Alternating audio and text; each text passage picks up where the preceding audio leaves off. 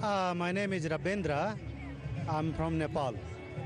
So, can you tell me what's going on here, or what impressed you the most from what you have seen so far? Yeah, here we are observing the Independence Day celebration. It's amazing. So we feel it's the people who are celebrating it, and it's coming from the core of their heart. So all people, even from the childhood, the adult people, the old people, they all are on a street, and they are unite together, and they are celebrating. They are coming together to celebrate this big event. How do you explain the unity of the Eritrean people?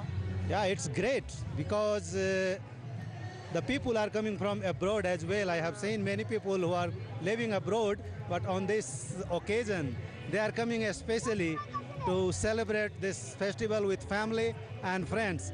And we are here, and we are also celebrating. We are part of this festival. Tell me about the peace and security prevails in Eritrea.